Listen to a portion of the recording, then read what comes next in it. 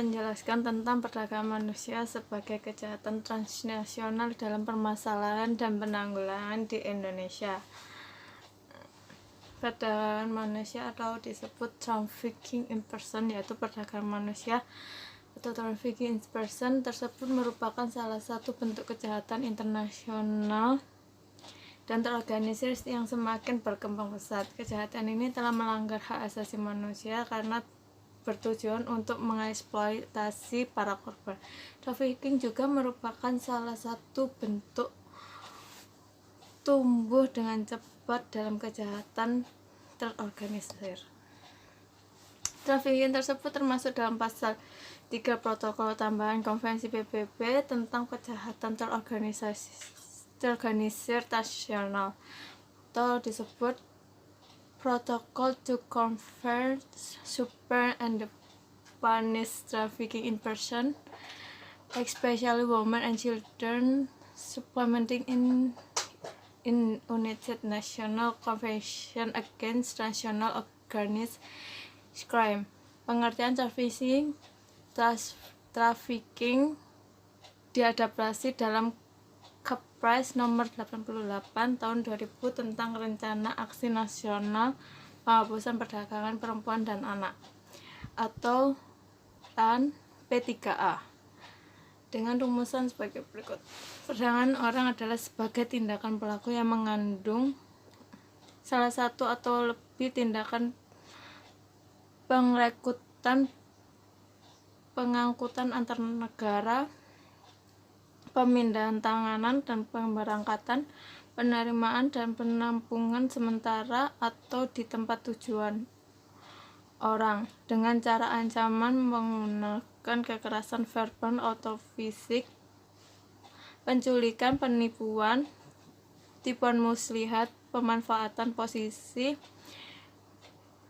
kerentanan, memberikan atau menerima pembayaran atau keuntungan untuk tujuan pelacuran, eksploitasi seks, guru migran ilegal atau legal, adopsi anak, pekerja jermol, pengertian pesanan, membantu rumah tangga, industri pornografi, peredaran obat terlarang, pemindahan organ tubuh, serta bentuk eksploitasi lainnya. Instrumen nasional dan instrumen internasional berkaitan dengan trafficking, yaitu yang pertama Universal Declaration of Human Rights, yaitu ketentuan dalam artikel 4 dengan secara jelas atau melarang perbudakan dan perdagangan budak. Kedua, International Convention on Civil and Political Rights, yaitu dengan kalimat yang berbeda tetapi memiliki makna yang sama dengan ketentuan sebagaimana terdapat dalam artikel 4 atau buka kurung UDHR dan artikel 8 ICCPR secara jelas menyatakan bahwa no one shall be held in the slavery and the slave and tried in child from shall be prohibited. Dengan demikian jelas bahwa perbudakan merupakan suatu larangan.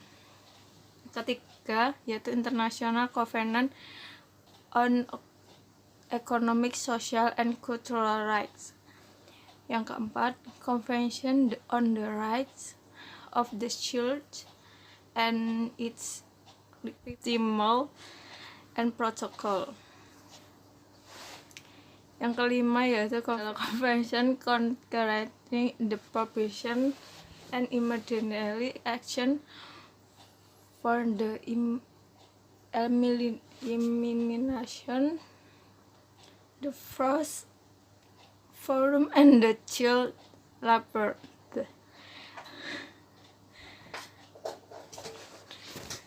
Nasional, perdagangan orang khususnya perempuan dan anak merupakan tindakan yang bertentangan dengan harkat dan martabat yang dilindungi undang-undang berdasarkan Pancasila dan Undang-Undang Dasar 1945. manusia dan melanggar hak asasi manusia sehingga harus diberantas sesuai dengan bunyi pasal 20 Undang-Undang tahun nomor 39 tahun 1999 tentang hak asasi manusia yang menyatakan bahwa tidak ada seorang pun boleh diperbudak atau perbudakan atau perhambaan, perdagangan budak, perdagangan wanita, dan sehingga perbuatan berupa apapun yang bertujuan serupa dilarang. Permasalahan dan upaya penanggulangan di Indonesia. Berbagai peraturan yang disebut pada bagian yang terdapat digunakan oleh aparat penegak hukum dan menanggulangi masyarakat trafficking tersebut sebagai suatu kejahatan, tetapi kita harus tahu bahwa kejahatan adalah fenomena sosial atau social fenomena yang dapat diselesaikan hanya dengan pendekatan hukum semata. Dengan kata lain, harus dilakukan sinergi antara upaya penegak hukum di satu sisi dan upaya di bidang lain, serta sosial dan ekonomi yang dapat menghapuskan faktor-faktor kriminogen bagi trafficking. Dalam penelitian ILO tentang perdagangan perempuan dan anak menemukan sejumlah faktor-faktor penyebab yang berlaku untuk Indonesia. Ada hal yang berkaitan dengan kondisi politik, sosial, dan ekonomi. Faktor seperti Dewi Novirianti dalam Roundtable Discussion GPPM atau Gerakan Perempuan untuk Melindungi Buruh Migran, yaitu kemiskinan, keterbatasan akses dan kesempatan kerja, konflik sosial dan peperangan, lemahnya penegakan hukum. Sedangkan faktor-faktor penyebab yang berkaitan dengan kejahatan dan kinerja pemerintah seperti rendahnya investasi pendidikan dan kesehatan 6% dari GDP, kedua kelangkaan akte kelahiran, dan ketiga kurangnya informasi. Dari kesimpulan yang saya dapat tentang perdagangan manusia tersebut, yaitu perdagangan manusia khususnya orang, perempuan, dan anak yang sudah menjadi permasalahan global. Hal ini disebabkan oleh sifat kejahatan itu yang pada umumnya adalah lintas batas teritorial dan dilakukan oleh organisasi kejahatan internasional. Trafficking merupakan bentuk kejahatan yang sangat ini berkembang paling cepat dalam dunia kejahatan terorganisir dan menghasilkan jutaan dolar per tahun bagi berbagai organisasi kejahatan transnasional. Indonesia termasuk salah satu negara sumber bagi trafficking internasional.